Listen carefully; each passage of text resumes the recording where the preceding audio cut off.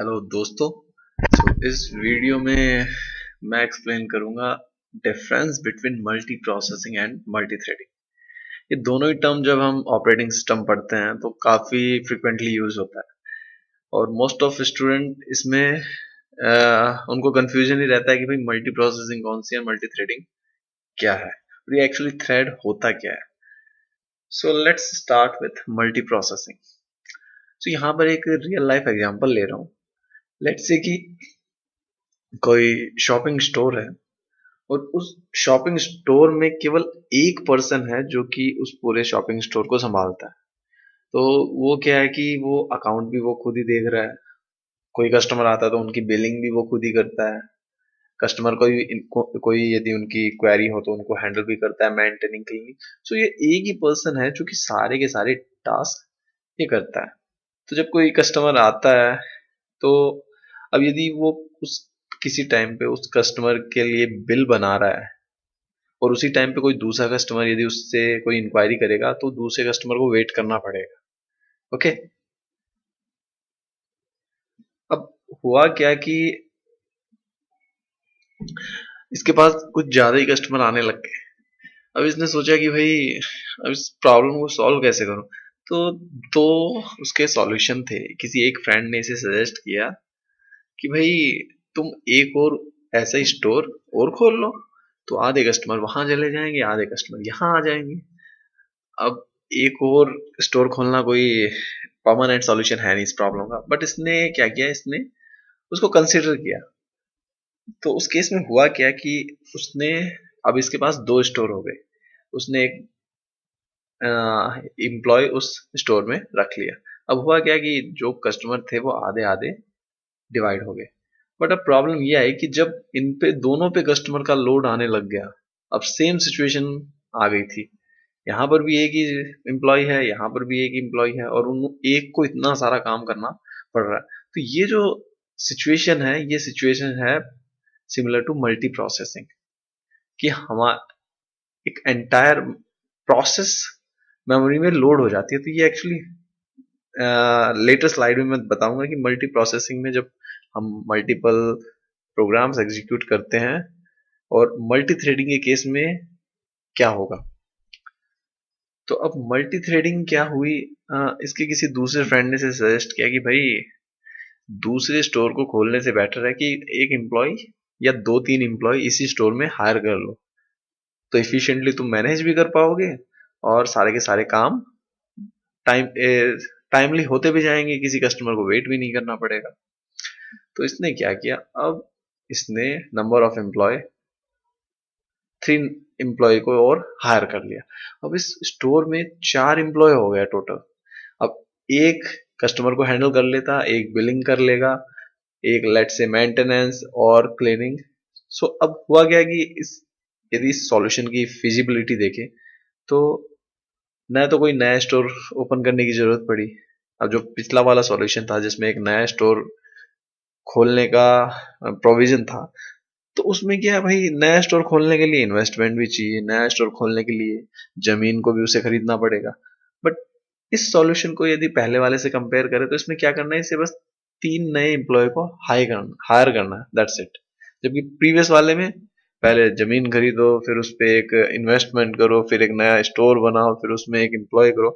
सो वो ज्यादा फिजिबल है नहीं। तो ये है मल्टी थ्रेडिंग का एग्जांपल। ओके। नाउ चलो लेट्स सी कि कंप्यूटर के केस में, मतलब कंप्यूटर साइंस के केस में होती क्या है multi processing and multi threading. So जब हम कोई प्रोग्राम एग्जीक्यूट करते हैं, और व्हेन वी से प्रोग्राम, जब हम कहते हैं प्रोग्राम, तो प्रोग्राम का मतलब है कि एक सॉफ्टवेयर या फिर एक कोड जो कि आपकी हार्ड डिस्क में स्टोर है।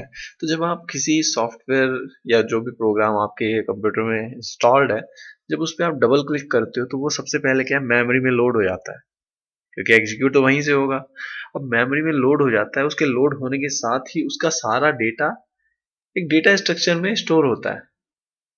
तो ये एक्चुअली ये है डेटा जो कि हर प्रोग्राम के लिए स्टोर होगा। लाइक उसको कितने रजिस्टर्स हैं, प्रोग्राम काउंटर क्या है, स्टेटस वर्ड क्या है, वो कितनी फाइल्स पे काम कर रहा है, यूजर आईडी क्या है, ग्रुप आईडी क्या है। तो ये सारा का सारा डेटा जिस डेटा स्ट्रक्चर में स्टोर होता है उसे प्रोसेस कंट्रोल ब्लॉक बोलते हैं।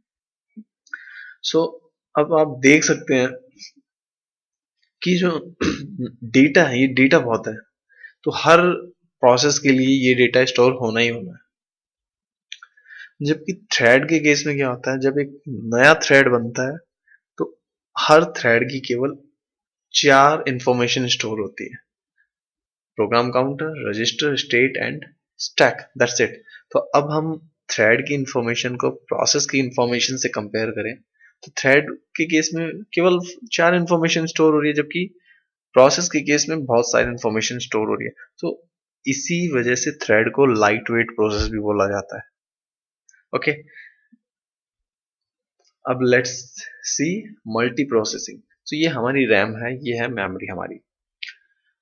तो जब हम एक प्रोग्राम पे डबल क्लिक करेंगे या हम किसी प्रोग्राम को एग्जीक्यूट करेंगे तो वो प्रोग्राम क्या मेमोरी में लोड होगा। ओके, और उस प्रोग्राम के साथ उस प्रोग्राम का सारा डेटा भी मेमोरी में मैनेज होता है कि भाई प्रोग्राम जो प्रोसेस कंट्रोल ब्लॉक पिछली स्लाइड में हमने देखा है। तो ये मान लो ये प्रोसेस कंट्रोल ब्लॉक उस एक प्रोग्राम का, और इनमें डेटा सेक्शन और टेक्स्ट सेक्शन, यहाँ पर वो प्रोग्राम लोड हो जाता है। तो हमने जब एक प्रोसेस को लोड किया, एक प्रोसेस एग्जीक्यूशन में है, तो ये इतने उस प्रोसेस ने इतना स्पेस कवर कर लिया। अब मैं उसी सॉफ्टवेयर को यदि दोबारा एग्जीक्यूट करूंगा तो इतना ही स्पेस दोबारा से ऑक्यूपाई हो जाएगा। एक एग्जांपल ऐसे समझ लीजिए कि जैसे मुझे माइक्रोसॉफ्ट वर्ड में मल्टीपल टास्क करने हैं एक ही टाइम पे, और ये मान लीजिए कि एमएस वर्ड में ये फैसिलिटी है नहीं कि भाई एक से ज्यादा काम आप एक टाइम पे कर सको। तो उस केस में क्या होता है कि मुझे एक टास्क तो एक माइक्रोसॉफ्ट वर्ड में करना पड़ेगा और दूसरा टास्क करने के लिए उसी सॉफ्टवेयर को दोबारा मुझे स्टार्ट करना पड़ेगा। तो वो सिचुएशन समथिंग ऐसी होगी। ये हमारा पहला सॉफ्टवेयर, ये हमारा उसी सॉफ्टवेयर को दोबारा हमने अगेन एग्जीक्यूट किया। तो इस केस में क्या है कि मेमोरी ज्यादा कवर हो जाती है। अब मल्टी थ्रेडिंग के केस में होता क्या है, मल्टी थ्रेडिंग के केस में जैसे कि फायरफॉक्स का एग्जांपल लीजिए। मैं हमारा ब्राउजर, मैंने ब्राउजर को डबल क्लिक किया, उसका सारा डेटा यहाँ पर लोड हो जाएगा, program counter, files and everything. Okay, तो ये उसका प्रोसेस कंट्रोल ब्लॉक। अब फायरफॉक्स में हमें हमने एक वेबसाइट को ओपन किया, लेट्स से www.facebook.com। अब उसमें मुझे एक और वेबसाइट ओपन करनी है, www.gmail.com। अब यदि मैं दूसरी वेबसाइट ओपन करने के लिए यदि फायरफॉक्स को दोबारा से स्टार्ट करता हूँ तो वो सिचुएशन ऐसी हो जाएगी मल्टी प्रोसेसिंग वाली। बट मैं क्या करूंगा, दोबारा ब्राउजर को स्टार्ट ना करके ब्राउजर के अंदर ही एक और टैब ओपन कर लूंगा। तो उस जब आप ब्राउजर के अंदर दूसरा टैब ओपन करते हो तो वो होता क्या, आप एक थ्रेड क्रिएट करते हो।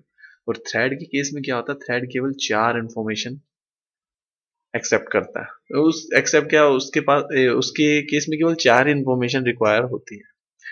तो इस केस में जैसे कि हमने फायरफॉक्स में यदि 3 वेबसाइट ओपन कर रखी है तो 3 थ्रेड उसमें एग्जीक्यूट हो रहे हैं। तो थ्रेड का मतलब आप ऐसे समझ लीजिए कि हर प्रोसेस के अंदर जो कोड एग्जीक्यूट करने वाला होता है वो आप थ्रेड मान लीजिए। तो बाय डिफॉल्ट हर प्रोसेस के अंदर एक ही थ्रेड होता है। तो जब आप सी में प्रोग्राम लिखते हो या फिर जावा में प्रोग्राम लिखते हो, तो जब आप उस प्रोग्राम को एग्जीक्यूट करते हो, तो जब हम प्रोग्राम एग्जीक्यूट करते हैं तो वो प्रोसेस बन जाती है। तो हर प्रोग्राम हर प्रोसेस के अंदर बाय डिफॉल्ट एक ही थ्रेड होता है, तो इसलिए हम केवल एक टास्क एट ए टाइम कर सकते हैं। इन केस हमें मल्टीपल टास्क एक साथ करने तो हमें जरूरत पड़ती है मल्टी थ्रेडिंग की। So this is difference between multiprocessing and multi-threading. Thank you very much for watching.